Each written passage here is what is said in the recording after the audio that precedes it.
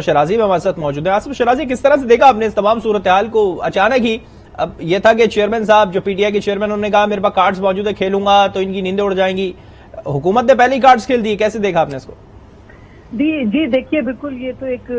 جسے کہنا چاہیے، کل بھی عمران خان صاحب نے کہا کچھ اور بھی میرے پاس کارڈز ہیں، اسی طرح سے یہ کارڈ جو ہے وہ حکومت بھی کھیل رہی ہے، اب یہ کارڈز ہی کھیل رہے ہیں، سیاست میں اب کھیل ہی ہوگا، مجھے تو یوں ہی لگتا ہے۔ مگر بہرحال اب یہ ایک اختیار اسپیکر صاحب کے پاس ہے اور کلی اختیار ہے، اس کے علاوہ کسی اور کے پاس ہے نہیں۔ اور بقول ان کے جو کل انہوں نے گفتگو کی کہ چونکہ یہ بار بار مجھ سے کہتے تھے اور کچھ لوگوں نے تصدیق کر دی تھی، لہٰذا اب میں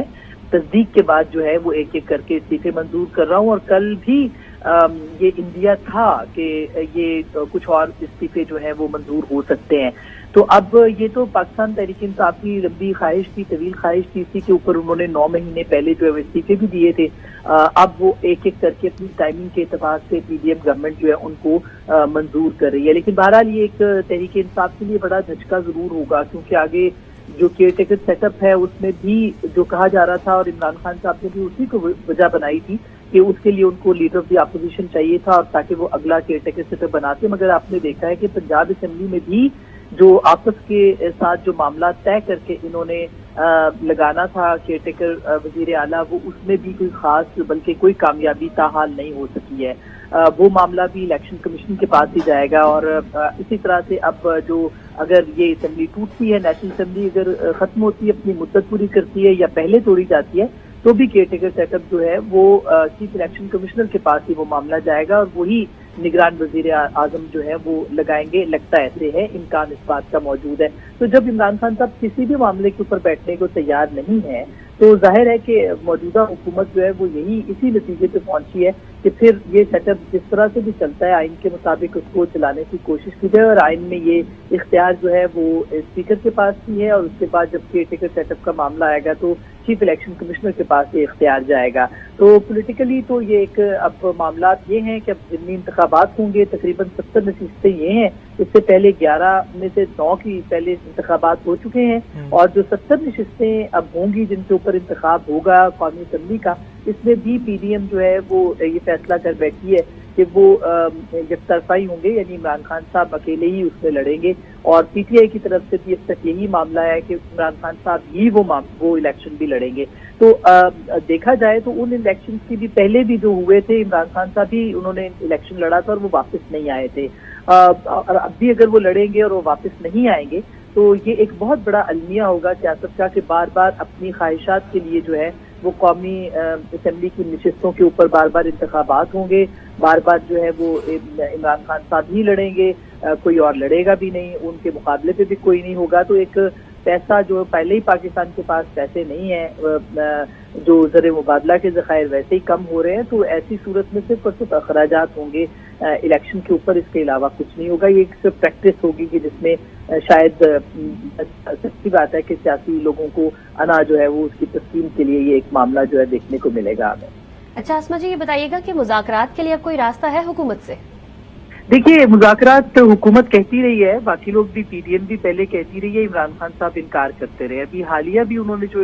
انٹرویوز دیے ہیں اس کے اندر بھی انہوں نے یہی بات کہی تھی کہ ہم چوروں ڈاکوؤں کے ساتھ نہیں بیٹھیں گے، اسٹیبلشمنٹ کے ساتھ بیٹھیں گے۔ اسٹیبلشمنٹ کا پولیٹیکلی کوئی کردار نہیں ہے اور نہ ہی ہونا چاہیے۔ تو ظاہر ہے کہ جب عمران خان صاحب نہیں بیٹھیں گے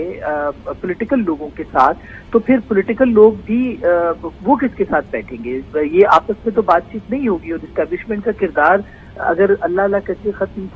کسی حد تک ختم ہوا ہی ہے، تو پھر اس کو دوبارہ ان کو انوالو کرنا کسی طور بھی جو ہے وہ مناسب نہیں ہے۔ اب اگر عمران خان صاحب کی یہی ضد رہے گی کہ انہوں نے نہیں بیٹھنا سیاستدانوں کے ساتھ، تو پھر کس سے بات چیت ہوگی؟ عمران خان صاحب کے ساتھ ہی بات چیت ہوگی، وہ تحریک انصاف کے وہی لیڈر ہیں، وہی رہنما بھی ہیں۔ تو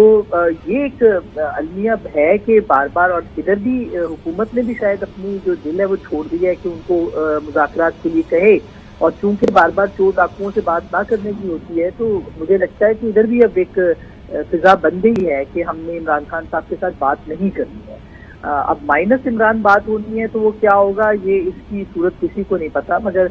تاحال ایسا محسوس ہوتا ہے کہ ایک ڈیڈ لاک ہے پولیٹیکل پارٹیز کے اندر، اور ایک بند گلی میں سیاست جو ہے وہ داخل ہو چکی ہے۔ اچھا ڈیڈ لاک بند گلی میں سیاست، اس پہ تو خان صاحب واضح طور پہ کہہ چکے ہیں کہ جو اپوزیشن ہے اس کو ہم بند گلی کی طرف ضرور لے کے جائیں گے، اور اب انہوں نے بھی کہا کہ فواد چودھری نے بھی کہا کہ ایک دو دھکے کی ہے بس یہ حکومت گر جائے گی۔ دوسری جانب خان صاحب نے بھی کہا کہ سیاسی عدم استحکام کا آغاز اس وقت ہوا تھا جب معاشی طور پر بہترین کارکردگی دکھانے والی تحریک انصاف کی حکومت سازش کے تحت گرائی تھی۔ اس وقت جو موجودہ سیاسی عدم استحکام ہے کس کی ذمہ داری ہے، کون اس کا ذمہ دار ہے، کیا لگ رہا ہے آپ کو؟ دیکھیے بات جو ہے وہ صاف ہونی چاہیے۔ اس کی ذمہ داری اس وقت جو سیاست کے اندر بھونچال ہے، اس کی ذمہ داری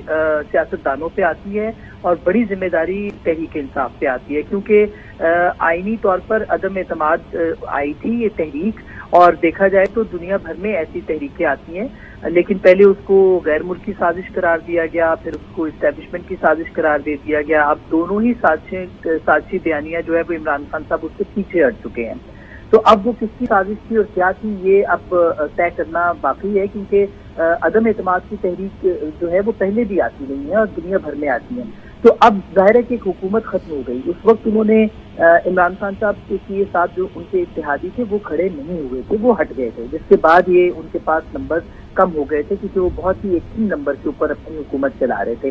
باقی جہاں تک اس بات کی تعلق ہے کہ موجودہ اس وقت جو معاشی بحران ہے، ظاہر ہے کہ اس کی بھی ذمہ داری کہیں نہ کہیں فکس ہونی چاہیے۔ پہلے 4 سال عمران خان صاحب پہ اور پھر آخری 10 مہینے اس سیٹ اپ کے اوپر بھی یہ بات بالکل درست ہے کہ ابھی جو اس وقت معاملات ہیں وہ معاشی طور پر بہت خراب ہیں، اور یہ سب سے بڑی ذمہ داری ہونی چاہیے جو پاکستان کے اندر پاکستان کے لیے سیاست کرتے ہیں، ان کو پاکستان کی اس معیشت کو بھی سدھارنا چاہیے۔ مگر انفارچونیٹلی یہ سیاست میں جو بندگلی میں آئی ہے یہ ایک ہٹ درمی ہے جو کہ بار بار کہی جاتی رہی۔ اب دیکھیے اگر کراچی میں پیپلز پارٹی اور جماعت اسلامی ایسی جماعتیں جن کے نظریاتی اختلافات ہیں وہ اگر ایک ٹیبل پہ بیٹھ سکتے ہیں تو تحریک انصاف اور پی ڈی ایم جماعتیں کیوں نہیں بیٹھ سکتی؟ مگر انفارچونیٹلی بار بار ایک ہی رویہ اختیار کیا گیا ہے کہ نہیں بیٹھنا ایک دوسرے کے ساتھ، اور خاص کر کے تحریک انصاف کا کہ ہم نے پی ڈی ایم کے ساتھ نہیں بیٹھنا۔ تو اب اگر اس طرح کی صورتحال ہوگی تو یہ کہاں معاملہ جائے گا، کون بات کرے گا؟ اب کہیں نہ کہیں تو بیٹھ کے آپ کو بات کرنا پڑے گی،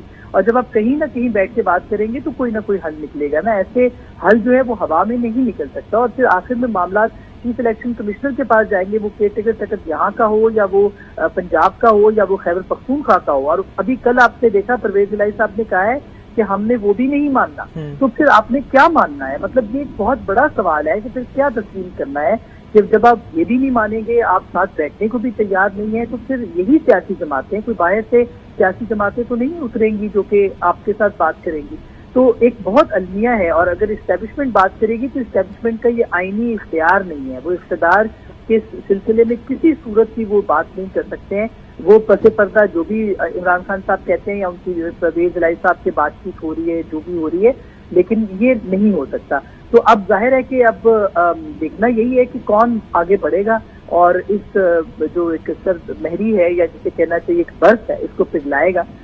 تبھی معاملات آگے بڑھ سکتے ہیں، ورنہ تو کیا ہوگا؟ کم از کم جو بند دلی کی بات ہے وہی درست لگ رہی ہے اس وقت۔ ٹھیک ہے آسما، آپ ہمارے ساتھ رہیے گا۔ دوسری طرف شوکت پراچا موجود ہیں، ان سے جانتے ہیں سر کیسے دیکھ رہے ہیں آپ سیاسی منظرنامے کو؟ منظرنامے کو میں بالکل ویسے ہی دیکھ رہا ہوں جیسے پورا پاکستان پریشانی کے عالم میں دیکھ رہا ہے، کیونکہ جو کچھ اس ملک میں ہو رہا ہے ابھی اس کو ہم کہیں کہ جمہوری اقدار کی پاسداری کی جا رہی ہے یا جمہوری روایات کو پرکھا جا رہا ہے، یہ بیونڈ دیز نوشنز ہے۔ یہ جو کچھ ہو رہا ہے وہ ذاتی انا اور ضد کی وجہ سے ہو رہا ہے۔ مثلاً ابھی یہی بات کہ ان پی ٹی آئی کے لوگوں نے واپس آنا تھا اسمبلی میں، یہ تو ایک ایکسکیوز ڈھونڈا گیا کہ جی وہ ہم لیڈر آف دی اپوزیشن ہمارا بنے گا تاکہ ہم مشاورت میں حصہ لیں۔ ادروائز جیسے پنجاب کی صورتحال میں ڈیڈ لاک ہوا، اور ہمارا آئین کا آرٹیکل 224 کہتا ہے کہ اگر ڈیڈ لاک ہوگا leader of the house, leader of the opposition یا پارلیمانی پارٹی سیکنڈ اسٹیج میں، تو معاملہ الیکشن کمیشن کو پہنچ جائے گا۔ دوسری بات یہ ہے کہ نگران حکومت کے پاس کون سے ایسے اختیارات ہوتے ہیں جن کی بنا پر پرویز الہی بھی بات کر رہے ہیں کہ ہم آئین کے اس طریقہ